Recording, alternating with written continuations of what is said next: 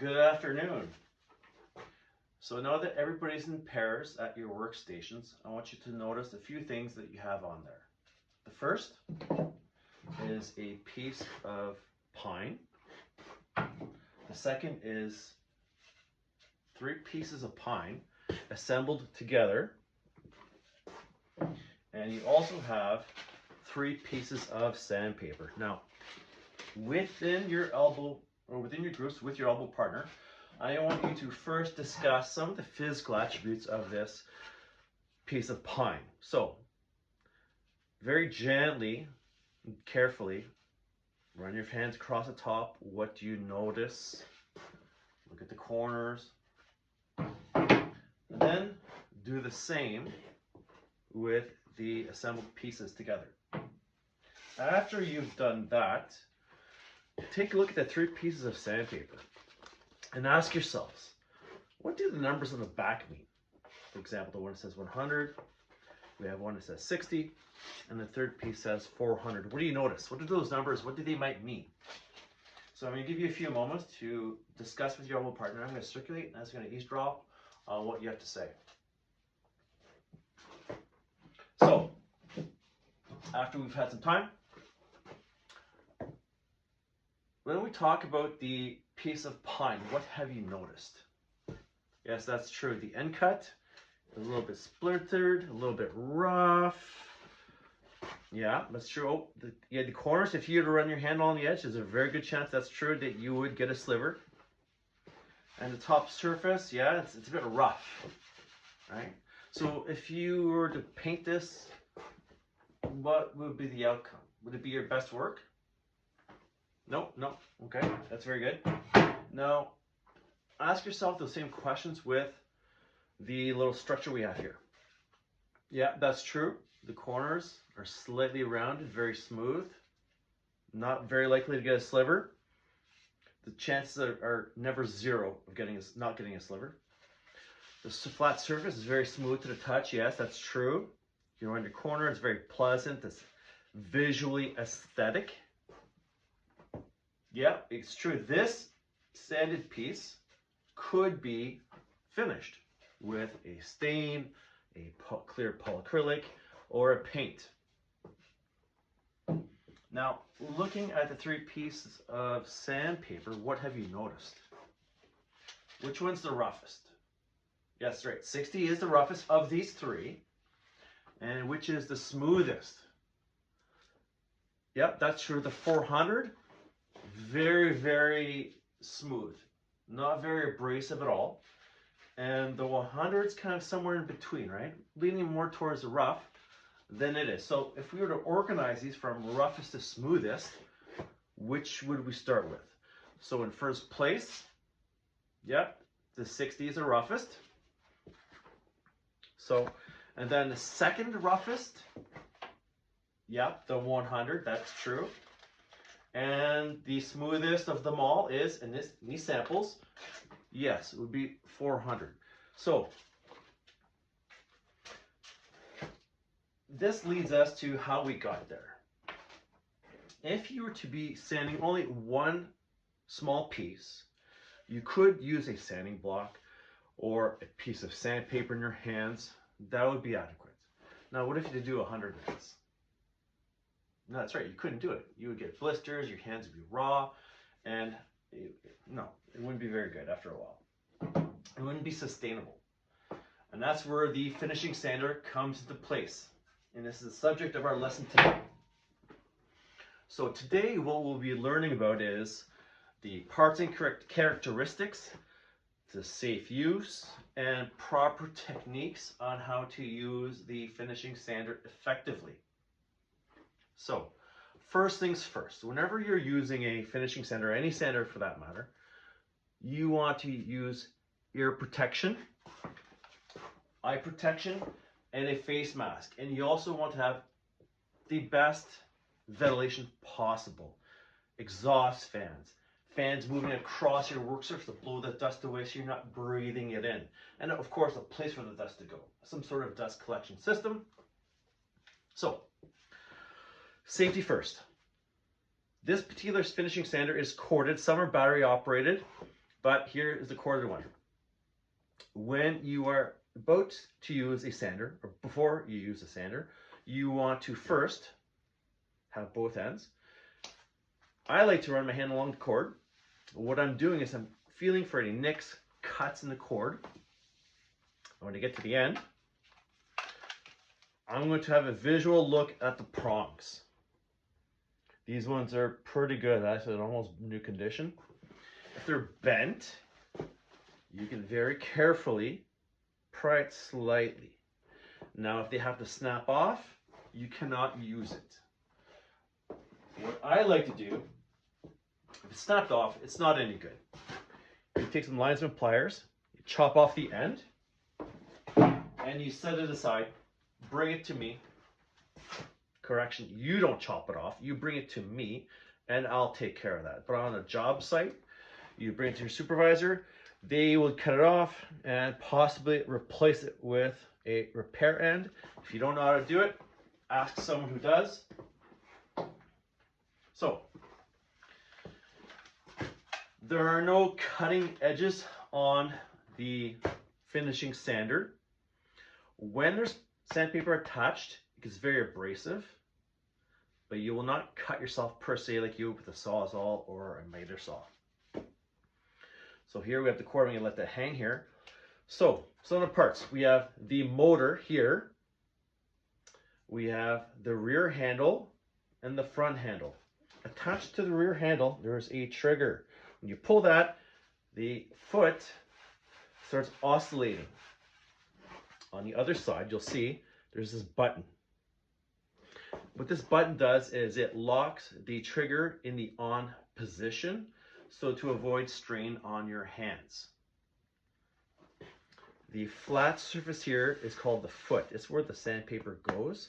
It's what applies pressure between the palm sand, or the sheet sander, finishing sander, and your wood surface.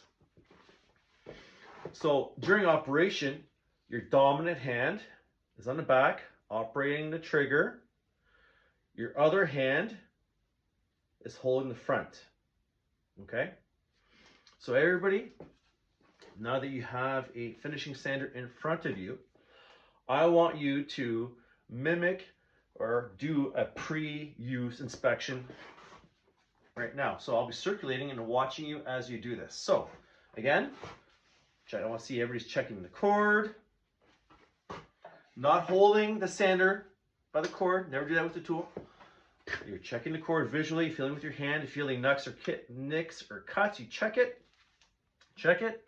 Checking the cord. Everything looks good. All right. The foot of the sander is in good condition. No chunks are missing. If it is, there are replacement pads. These are like a peel and stick. You peel it off, you put it on. You would have, of course, have to trim it with the utility knife to make sure it fits nicely. So, I want everybody to point to me the rear handle. Put your hand on. Good. Front handle. Show me the trigger. With the energized, checking first. Pull on the trigger. Very back, pull the trigger, and press on the lock. The trigger should stay shut. You pull the trigger again, the lock should come out, just like that. Now, one thing too you want to check is, before you use it, the dust collection port. That's where the dust, or some of the dust, will come out and collected by this dust bag, or it can be connected to the evacuation system like we have in class. Okay, so those are the parts and characteristics of the sander. Now, the sandpaper, the way it's attached varies. Some are peel and stick. We don't have any of those here. The ones we have, I'm going to take off my gloves. I won't be able to operate the mechanism. If you look here, spring-loaded mechanism. And when you lift the mechanism off, what happens is this little end, when it's pushed down, pinches the sandpaper in place. So I'll show you how to install that now. I'm going to start with a piece of 60 grit sandpaper. What you would do is put the sandpaper rough edge down, place the sandpaper down. I'll move closer so you can see. Take the lip, you tuck it in, like so. You pull the lever down, and you'll see what's happening here. See, it pinches down to the top, and the same happens on the back. Now, when you do this, you want to make sure that your sandpaper is square. Okay, and visual check. It's not shifted to one side or another, it's balanced. There's paper hanging over by the edge of the foot by roughly 1/8 is adequate. You don't want more than that. And there you go. When you look at it, you want some deflection, not too much. If it's too loose, what will happen is the paper will just rip. Okay? So what I want to see everybody do now is to take the piece of sandpaper, which is marked 60, and do the same. So while you're doing that, I'm going to be circulating. Very good, very good. So if it's square, you got to pop it off, loosen it off, shift it over, and clamp it back down. There you go. Okay, good. Seems like everyone knows how to do that. So to change the sandpaper, you will need to change it when you have sanded down from rough and you want to go with a higher number of higher number in grit. So here we currently have a 60. Let's say we want to go up to the 100. You would do is, in reverse order, pop it out, make the lever pop up, remove the sandpaper completely, and repeat the process. Discard the damaged sandpaper. Now, the way sandpaper gets damaged is either the stone on the paper wears off and becomes bald, you have straight paper, the grits come off, or if you're sanding a surface which has been finished with a varnish of some kind, what you'll get to do is, this is a piece of a belt sander, but you'll see the same thing accumulating on the sheets, is it's like a residue, like a glue. Because of the friction, because of the heat, it just sticks to it, makes a mess. Now, at times, you may, with the sander de-energized, you might be able to take a wire brush and just gently remove it. If it doesn't come off gently, just discard it. If you try and be economical, let's say, and reuse damaged sandpaper, you're working your sander harder than it has to, shortening its lifespan. And also, it's going to take extra time.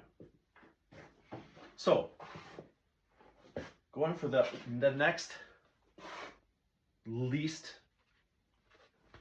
aggressive sandpaper. In this case, we were going from 60 to 100. What I like to do, you can do this as well. The rough side away from you like this, facing up. Wrap it around the back, lifting the lever, tucking it in. Just gentle pressure. The other hand's kind of keeping it in place. Close the lever, and voila. Now, it is possible that you could pinch your finger, but because you are manually operating it, you'll sense your finger being pinched. And as we can see, it's perfect. I'm doing a check. It's not too loose, not too tight. Okay. Now, as far as sandpaper itself, often case, if you'll buy it from a big box store, it comes in packs of full sheets. An individual sheet like this. Now, just out of curiosity, this particular finishing sander is called the 1/3 finishing sander. Anybody want to hazard a guess why it is called that? Here's a hint. 1, 2, 3. So this sheet divided into thirds makes this the 1/3 finishing sander. So the way you would cut it from a sheet to the usable size that we have here, I think is a great idea. Making sure you've got a cut safe surface. a surface you don't care too much about. And a framing square, you put your sander down, with the framing square to the roughly, or where you think you need to make your cut, room in the center, and use a cutting edge. In a work setting, you want to be efficient with your time. You don't want to be cutting one sheet at a time. You want to take the time beginning of your day and mass produce your cuts. Put all that away, and you go back.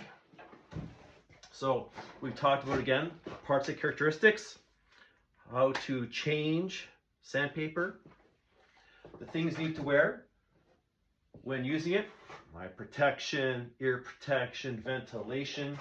Now as for cord management, I always like to use, when I set up in a stationary fashion, to be along a perimeter of wherever I'm working to avoid people coming back and forth. You may have to use an extension cord. You don't want the cords laying around. So whatever section, if you're close or if you're far, you want to wrap up whatever's not being used. You can use tape, but let's be realistic. It's going to be an inconvenience. I like to use scraps of electrical wire. Make friends with electricians. They leave bits of wire everywhere, or they may give you one. Or carabiners work really well as well. So now we talked about parts, characteristics, safe use, and changing sandpaper. We're going to move on to the actual use of the sander. Rough pine, or whatever it is you're sanding, flat on your work surface. I had a clamp here a moment ago. Where'd it go? Here it goes. I like to use a clamp. This particular one's an F clamp. I like to clamp it down to my surface. You always want to do it because you need both hands to operate the machine. I'm not going to energize it because I don't have adequate ventilation here at the moment. So you will look at the grain of the wood and you will run the sander along the length of the grain. So what you want to do is energize it, pulling the trigger, in this case locking it. The sander is running, it's very loud, and you bring it down smoothly and flat, back and forth, not too fast, and full sections, back and forth, covering the entire surface area equally. You do not want to put a lot of pressure and leave it stationary in one place. Why do you think that is? That's correct.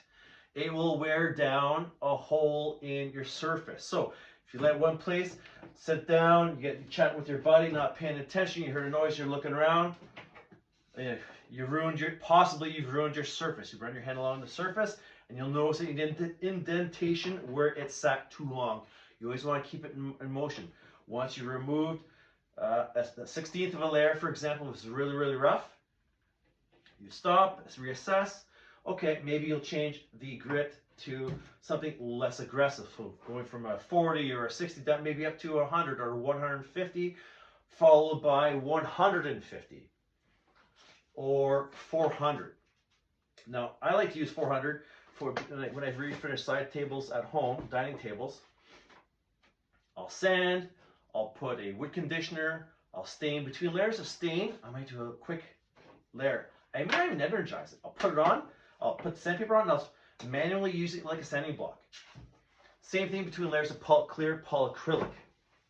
Okay, so what you're going to do in your groups is, I want to see you change the sandpaper from one to the next. I don't really care which one. Okay. Very good, very good. Making sure, what are we checking for again? Yeah, make sure it's square on the pad. It's not crooked, not too loose. The clamps, there's lots of material to bite down on to keep it secure in place. Very good. Okay, quick reminders. What do you need to do always? Yes, very good. Clamp it down. Which way is the sandpaper, the sander moving? Yes, with the grain. Okay, good. So, everybody put on your personal protective equipment. I want to see everybody put on earplugs. Yes. Eye protection. Yes. Okay, we turn on the air evacuations of the vacuum system. Very good. Okay, everything's running. So I want you to now to plug it in to the sander at your stations, or correction.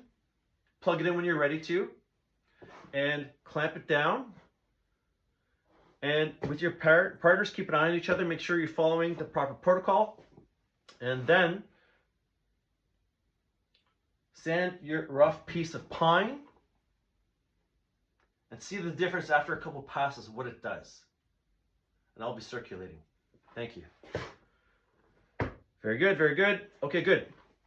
So everybody make sure your sanders are unplugged. Good? Okay, good. So let's tidy everything up, putting it off to the side. What's happening now is I'm distributing exit tickets. On your exit tickets, I have 3 questions. The first question is, what should you do before changing the sandpaper? Don't call it out. I want you to write it down. Also, what happens if you've pressed down too hard? And thirdly, what would you do? Why would you clamp down your workpiece? After you've done that, leave your exit ticket here on my table, and then you can go back to your stations, and with the brooms and the dustpans, let's give this a good quick cleanup for the next class. Thank you.